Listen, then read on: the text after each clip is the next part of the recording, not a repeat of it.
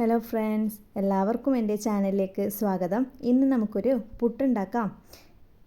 അതിന് ഞാൻ ഇവിടെ എടുത്തത് തലേ ദിവസം ബാക്കിയുള്ള ചോറാണ്. അത് എന്താ വേണ്ടതെന്ന് വെച്ചാൽ ഒരു പാത്രത്തിലാക്കിയിട്ടത് ഫ്രീസറിൽ വെക്കുക. ഫ്രീസറിൽ വെച്ചിട്ട് ഐസാക്കിയിട്ട് മാറ്റണം. നല്ല പോലെ തന്നെ അത് ഐസ് പിടിപ്പിക്കണം. ഇതാ ഞാൻ കാണിച്ചു തരാം. ഇത് നോക്കൂ, ഇതുപോലെ തന്നെ നമുക്ക് ഇളക്കാൻ കെട്ടാത്ത പാകത്തിൽ തന്നെ ഐസ് കെട്ടിക്കിടക്കണം. അതുപോലെ നിങ്ങൾക്ക് ഒരു നൈറ്റ് കൊണ്ട് അത് ഐസ് ആവുന്നില്ലെങ്കിൽ പിന്നെ വെക്കാം കേട്ടോ. അത് ഫ്രീസറിൽ തന്നെ വെക്കാവുന്നതാണ്. ഇതുപോലെ നോക്കൂ, ഇങ്ങനെ കിട്ടണം. അതിനുശേഷം ഫ്രീസായത് മുഴുവനും അലിഞ്ഞ് കിട്ടിയാണ് വേണ്ടത്. ഇത് ഞാൻ നിങ്ങൾക്ക് വേണ്ടിയിട്ട് വേറെ ബൗളിൽ എടുത്ത് വെച്ചതാണ് ഐസ് ആവാനായിട്ട്. ഞാൻ ഇത് വേറെ ചെയ്തിട്ടുണ്ട്.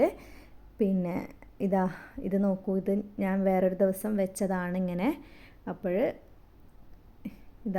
ഇതിൻ്റെ വെള്ളമൊക്കെ നല്ലോണം പിഴിഞ്ഞ് കളയണം. അതിൽ വെള്ളം ഉണ്ടാവും, അതുപോലെ ഐസിൻ്റെ ഒരംശം ഉണ്ടാകാൻ പാടില്ല. എല്ലാം നല്ല പോലെ തന്നെ മെൽറ്റായിട്ട് വെള്ളം വാർന്ന് കളയേണ്ടതാണ്. നമുക്കിത് പിഴിയുമ്പോൾ തന്നെ വെള്ളം കിട്ടും. നോക്കൂ, ഇതുപോലെ നല്ല പോലെ പിഴിഞ്ഞ് വെള്ളം കളഞ്ഞിട്ട് വേണം നിങ്ങൾ ഉണ്ടാക്കാനായിട്ട്. ഇനി അത് മുഴുവൻ പിഴിഞ്ഞ് വേറൊരു പാത്രത്തിലേക്ക് മാറ്റി വെക്കുക. ഇനി നമ്മൾ മാറ്റി വെച്ചതിന് ശേഷം വേണ്ടത് മിക്സിയിലേക്ക് ഇട്ടുകൊടുത്ത് പൊടിച്ചെടുക്കുകയാണ്. അത് സാധാ പുട്ടുപൊടിയുടെ ഒരു ഫോമിൽ ആവുന്നത് വരെ അത് പൊടിക്കുക. നോക്കൂ, ഞാനിത് കാണിച്ചു തരുന്ന പോലെ തന്നെ പൊടിച്ചെടുക്കുക. പിന്നെ നമ്മൾ പുട്ട് കുഴക്കുന്ന പോലെ തന്നെ വെള്ളം കുറച്ച് മതി. വെള്ളം ജസ്റ്റ്, അത് ഓൾറെഡി നല്ല പോലെ വെറ്റായതാണ്. അതുകൊണ്ട് വെള്ളം കൂടുതലൊന്നും ഒഴിക്കണ്ട.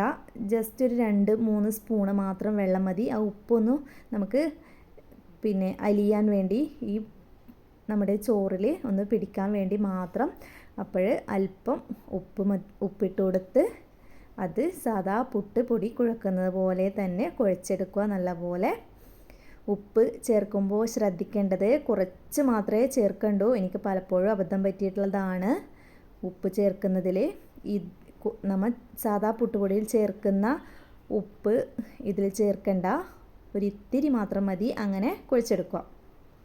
ഞാൻ കുഴച്ചെടുത്ത് കംപ്ലീറ്റ് ആയിട്ടുണ്ട്. ഇനി നമുക്കൊരു പുട്ടുകുറ്റി എടുത്ത് അതിലേക്ക് സാധാ പുട്ട് ചുടുന്ന പോലെ തന്നെ ചുട്ടെടുക്കാം. ഫസ്റ്റ് തേങ്ങയിട്ട് പിന്നെ പൊടി ഇങ്ങനെ ഇട്ടുകൊടുത്ത് റെഡിയാക്കി എടുക്കാം. ഇനി നമുക്ക് പുട്ട് റെഡിയായിട്ട് കാണാം. ഞാനിതാ ഇലയിലാണ് പുട്ട് കുത്തിയിടുന്നത്. പുട്ട് റെഡിയായിട്ടുണ്ട്.